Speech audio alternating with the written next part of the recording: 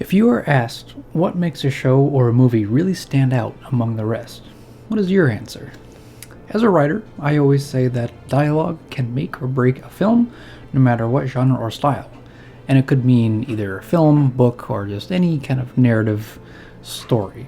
So, of course, when we come across Over the Garden Wall, the dialogue with all the various speeches, accents, and basically all the incredible voice acting, it's an enormous reason why so many people love this show. There are so many different scenes and settings, which we'll get to explore soon, and with them comes the numerous voices of everyone involved in the unknown. Now, we've already covered the main characters' arcs and briefly of who they encounter along the way. Although I talked about their arcs and their memorable moments for each episode, I'll be diving a little further and expanding into a majority of not just the main characters, but all of the figures that impact Wirt, Greg, and Beatrice, and I suppose Greg's frog too. In this second episode, though, I'll only be discussing how well the dialogue fits with a mysterious setting mixed with a touch of modern society. Something about the way people used to talk to is always so enchanting, as we are continuously reminded of, especially throughout this series. So, first, we'll be talking about Wirt, considered the protagonist and ultimately the hero during the last episode. I'm Wirt. I'm just a guy, I guess. What do you mean? The speech pattern of Wirt fits very well into his growing teenage years, constantly stuttering and finding himself facing dangerous situations or other times in awkward moments. I don't know what he said, but it wasn't true. Oh, hey, Wirt, how's it going? Hi there. Yeah. Well, see you around, guys. His startled shouts and weakened yelps adds to his pacifistic mindset, my bad, fleeing from any kind of fight rather than facing his fears. Well, whatever you do here is your business. We just want to get home with all of our legs and arms attached. This becomes immediately apparent when he and Greg face off against the giant dog in the first episode. He screams and stutters during the fight until Greg tricks it and the damage is done. Later on, we get to see more of his awkward side when he attempts to sing about himself and Greg during their visit at the tavern in Songs of the Dark Lantern. Although his singing is, well, not very good, he still gets his point across. We're not from around here. Can you all give me some directions today so we can be on our way? His repetitive stammering continues throughout the entirety of the series, showcasing that he's very timid even when he's around Greg, who he trusts the most out of everyone in the unknown. However, despite his shyness, Wirt still has strong moments where his voice is loud and clear, confident that he can find a way home and bring him and his brother away from the ensnaring woods, controlled and dominated by the elusive beast. One clear moment always brings out that confidence for me, personally, and that's during episode 7, Ringing of the Bell, kind of further along in the story, when Lorna is stuck in her possessed self. Wirt's courage shines and he demands the evil spirit to leave. I think it's important. I think this is important because Lorna reminds him of Sarah, his quote-unquote true love back home, and he would do anything to defend her. So with that in mind, his voice is clear and demanding, speaking his true and honest feelings. Now, of course, comes the kind of the accent of Wirt, if you might say, accent or tone, which can be similar to Greg's, of course. For me, actually, it kind of reminds me of a good old Midwestern talk, which is basically where I have been born and raised, pretty much. And since Wirt is actually voiced by Elijah Wood, he comes from Iowa, and where I was basically raised in Iowa for the majority of my childhood. I would say probably middle school, high school, so all the formative years I was raised in Iowa. So it makes sense that I would fit into Wirt's talk and overall dialogue.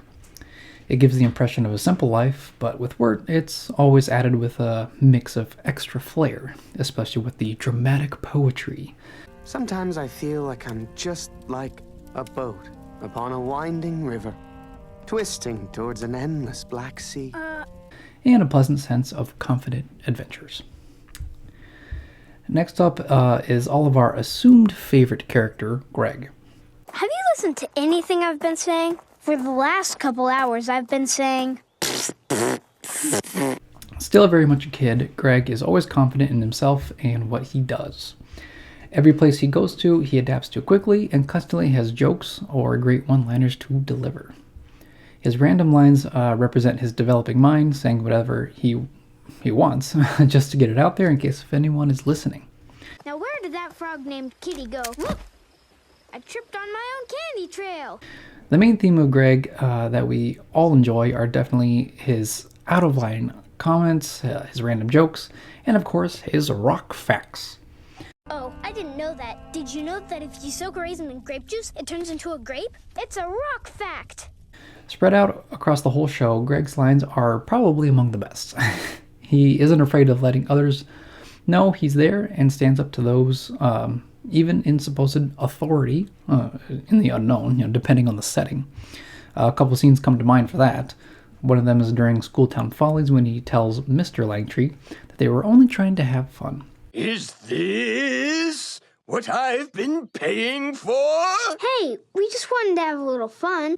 When his objective was to change the world and make it a better place.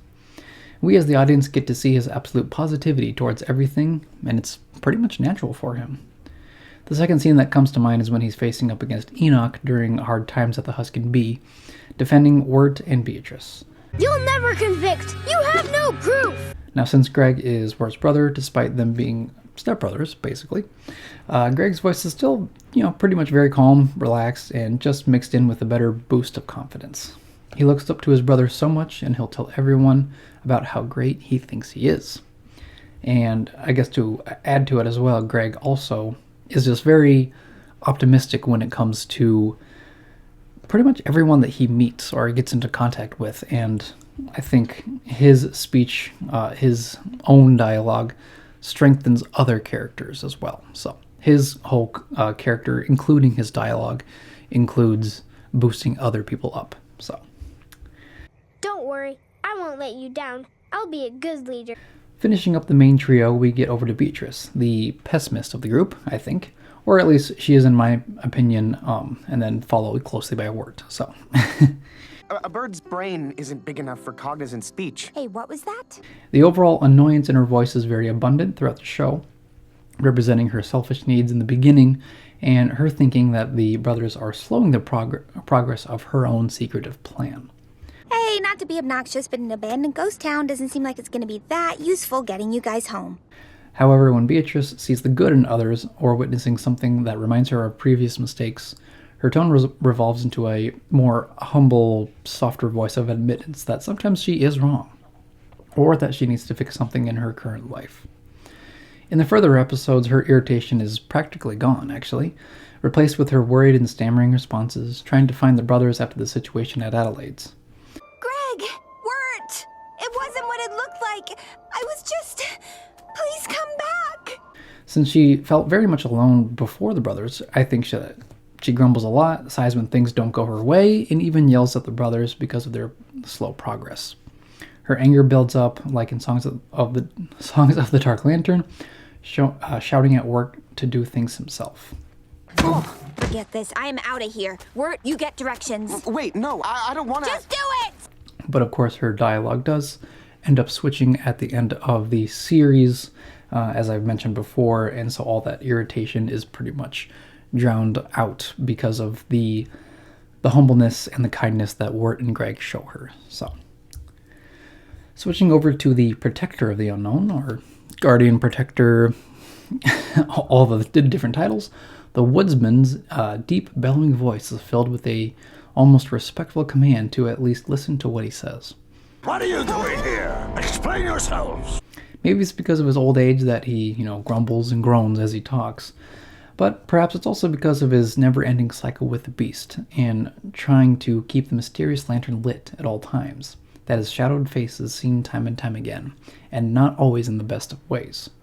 I grind the horrid hazelwood trees into oil to keep this lantern lit. He has seen and felt defeat and loss, where some of his sad words explain it. But his fierce, courageous heart lets him speak his mind, defending the brothers the best he can while they venture into the woods, and ultimately facing up against the beasts. He yells at them numerous times, at the beast numerous times, showing his hatred towards the beast, and his ultimate desire to stop the vicious lifestyle of the unknown. Do not speak of my daughter. She would not wish this. And speaking of the Beast, his own presence and ominous voice makes him one of the best villains that I've come across. It seems you're running out of oil, woodsman. Why not let me take the lantern for a while? His willpower over the woodsman is abundant throughout his words of reminding the woodsman about his daughter, and her supposed soul being trapped inside the lantern. But be sure to keep it lit, or your daughter's flame will go out. He never mentions that the Edelwood trees are basically lost souls that he's been grinding up until the very last episode, which absolutely breaks the woodsman's spirit. The Beast doesn't convince just the woodsman, but also tricks Greg into thinking that he'll help the brothers out. The Beast targets the ones he can ensnare easily, and with his smooth speeches, he's able to capture them under his luring spell. Apart from that, his eerie gaze and his low, ominous voice from behind the trees of the forest is haunting and foreboding. And of course, one of the most prominent things about him is his songs. A lovely operatic voice with grim and dreadful words, once we as the audience realize exactly what's going on in the unknown. Sorrow and fear are easily forgotten when you submit to the soil of the earth. Woodsman, I knew you would come. Of course, speaking of the unknown too, additionally, the side characters in each of the episodes are very unique and special, to say the least. We get a starting glimpse of how varied and random the unknown is when Hard Times of the Huskin Bee reveals to us that basically moving and talking skeletons are pleasantly living, quote-unquote, living in the town of Pottsfield.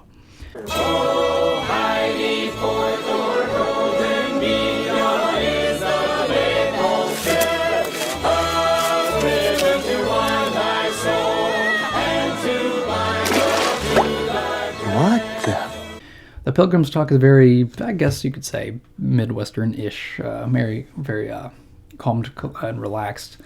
And it just kind of reminds of the more simple life back in the day. Oh, pardon me there. Say, you folks ought to don your vegetables and celebrate the harvest with us. However, with Enoch, his low, grumbling voice gives a tone of demand and authority, one that is respected by the Pilgrims and ultimately showcasing that he loves protecting his own people. Get this straight. You come to our town, you trample our crops, you interrupt our private engagement. Now you want to leave. The simple talks and tones continue through Schooltown Follies with Miss Langtry and her father. She's a very soft-spoken person who clearly loves what she does. Here, Miss Langtry, play something like this. Oh, like this? While her father is strict on the outside with his snappy responses, but deep down he's just trying to support her and the school. I didn't invest in this school for fun. I thought we were trying to do important work here, teaching animals to count and spell. With how they talk and address each other, they respect one another, but not entirely out in the open when it comes to Mr. Langtry. Now, of course, the voice talent increases dramatically with Songs of the Dark Lantern. A whole variety of distinct characters are introduced to us. Throughout the episode, we get to meet a bunch of people whose jobs rely on others and their happiness, as noted by the Toymaker's song. Now, we'll have an episode dedicated to the music and lyrics, so I'll save that for later, but at least in this episode, we get to know pretty much all of their backgrounds. Well, he's the butcher. I'm the butcher. The baker. Yeah. The midwife. The master and apprentice. The tailor. And I'm the tavern keeper. Who are you? It also adds to the mysterious vagueness of how the unknown is laid out, in a way. Their speeches in this episode seem to indicate that the lifestyle is roughly around the 1700s, so, very far back from the modern day of Wirt and Greg, at least from my guess. This is led by pretty much the intricate vocabulary and fascination with strangers. That's definitely unique and memorable to us as an audience. And following the similar speech patterns, Quincy Endicott serves as the very fancy and posh businessman, basically. His hurried words mix well with his panicked and worried expressions of his own doubt. Ha ha! Yes, it's all for the money. Yes, the money takes my mind off my troubles, the deep, soul-crushing loneliness. Yes, the more money I make, the bigger my mansion gets, the more lost I feel. Why, this house is so big, I sometimes don't even know where or who I am. It also adds to his complex mind of how well he's ran his tea company over the years, so much so that his mansion is enormous to the point where his and Marguerite Gray's connect to each other. Personally, I really love how Quincy talks, very anxious, very quick, really leaning into the well-earned, almost too rich owner of a very grand company. What? Who do you think you are? Making accusations? I see it now. You're after my money. Do you know what I did for this money? The things these filthy hands have done to make this money? And with how Marguerite Gray's own tone and voice basically mimics Quincy's in a way, it's no wonder that they end up together. And of course, his, I wouldn't say like his multiple, he doesn't really have multiple personalities. He has, he has a lot of anxiety because he thinks he's in love with the ghost. So he's trying to run his own business, but also at the same time, he hasn't really had the true love, quote unquote true love, that he's had because he's been focusing too much on his money. So of course his thoughts go back and forth. And I think I really appreciate that kind of almost like a scatterbrain character in a way. So switching over to Lullaby in Frogland, there obviously isn't a lot of dialogue from the frogs on board, obviously. But even their gargles of either delight or anger showcases their jovial, also frustrated behavior while traveling along the river. A song rises over the lilies, sweeps high to clear over the reeds. However, at the end of this episode, Adelaide turns out to be a witch of some sort. I would believe that she's a witch. Her voice matches well with her evil intentions, a cold and quiet tone that holds more secrets than she's giving out to Beatrice. Our arrangement was for you to bring me a child servant, and then I give you the scissors to snip, snip, snip your family's wings away to make them human again. The way she's practically inside at all times adds more to how she talks weakly and even to herself. And she even mentions, that she is under the spell of the beast, the beast of eternal darkness. So I do as he commands, the voice of the night, the beast of eternal darkness. All of the sinister tones really give out the vibes that she's not giving out the best intentions when it comes for Wirt and Greg. The sort of odd talking, quote-unquote odd talking, continues in the ringing of the bell with the raspy voice of Auntie Whispers, giving a feeling of dread and complete obedience from Lorna. From the way the two of them talk, the time period, like a few of the episodes, pretty much the majority of the episodes kind of present itself, seems very distant from the modern day, and in this episode, probably even before the supposed time setting of the tavern people and Quincy Endicott. Their suspicions of visitors are increased because of Lorna's curse with the dark spirit. Definitely a fear that people had during that time, so. Has anyone come here today? Nay, Auntie, not a soul. Then no one shall be devoured alive tonight? Nay, I pray not, Mum. Devoured alive? The chilling, layered voice of Lorna's dark spirit really punctuates the horror that they add in the episode, adding a sensation of extra terror that the unknown already has plenty of. So, when it comes to Babes in the Woods, the next episode, the dialogue is very unique, that it blends the imagination of Greg's childhood with the ferocity of the effects of the beast in the unknown.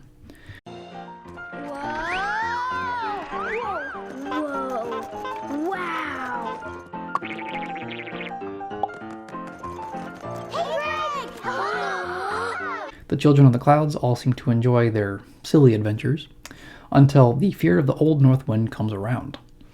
His muffled laughs is a good interpretation of his thunderous form, and that he doesn't necessarily need to say much to really puff out his power, so to say. Close the shutters, I say the old north wind. Yes, he is. He's gonna fat, he's gonna spin, he's gonna pull back. Later, when the Queen of the Clouds arrives, her speech is calm yet stern, giving the impression that she's been watching over the unknown for many years, signifying that Wirt is under the control of the beast already. Her experiences of watching so many souls being prey for the beast is shown throughout her depressing words. I'm sorry, Gregory, but Wirt cannot go with you. See how the Edelwood grows around him? The beast has claimed him already. Now, coming to the episode of Into the Unknown, we're suddenly back into the modern day of Wirt and Greg, obviously not modern day, where the dialogue is much simpler and condensed. And I think it really makes me think of how our vocabulary now has shifted over the years into shorter and less complex words to convey our feelings. Though I've talked about Wirt's stammering earlier, Sarah, his crush, doesn't mind that he has this sort of issue, so to say. Her own speech pattern feels very laid back, yet confident in herself. I used to be really good at ballet, but my mom wanted me to be a wrestler. Oh, Wirt, you're here. Well, I was just asking if you were here. Oh, wow. The surprise arrives in this episode when Wirt's grudging enemy, Jason Funderburger, comes and whisks Sarah away. The surprise, however, is his nasally voice, which is clearly distinguishable among the whole friend group. Hey, Sarah. Are you ready to go? Hey, Jason Funderburger. Lastly, as we're at the last episode, all of the characters come together and defeat the beasts. We're not introduced to any new characters, but the highlight of the last episode is definitely the conversations between Wirt and the beast, and also the woodsman and the beast. It's almost like your soul is in this lantern.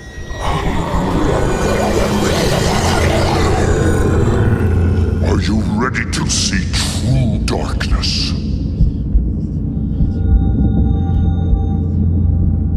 Are you? Are you? Don't! Stop!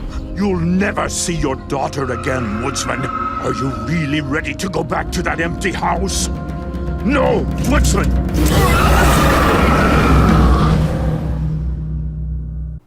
Tensions rise, puzzles are solved, and bonds are strengthened. The story is completed, and it's good ending, and so on and so forth. And like I've said before, I really think dialogue is one of the key elements to a great story, and is such a strong piece of success when it comes to Over the Garden Wall. It builds the character developments of the main figures, as well as expanding the history and lore to the world of the unknown. With good descriptive words and powerful dialogue, the story is memorable from its unique perspectives. And yeah, that's kind of all I have regarding the dialogue. I would say the unique dialogue of Over the Garden Wall. Like I said before, some of these episodes might be long and might be short. So, depending on the topic. So like this one, you can talk about dialogue for a while, I would say. But I just kind of want to punctuate the importance of dialogue, especially when it comes to Over the Garden Wall, because I truly love how it's written, and I feel like what I've had here isn't near enough, I would say, to really showcase people of how well this story is written. And I think it's better to obviously watch or read. Obviously read. Hopefully I'll be able to publish the novelized version that I did. But yeah, let me know what you guys think about the overall dialogue and the overall story of Over the Garden Wall. I would really love to hear your guys' thoughts and comments on that. Up ahead, I do have plenty more to go into the deep dives. I do believe the next one will be atmosphere and emotions. So that'll be also a very, I guess, I keep saying the word unique because Over the Garden Wall is just that. But the overall atmosphere ties in very well with the emotions, and especially with main characters, but also with the side characters. Each setting has its own effect that lures people in one way or another. So I think with that, all that being said, I think that'll be good for this piece of my deep dive series of Over the Garden Wall. So in that case, just stay tuned for another episode and we'll continue to delve further into the unknown.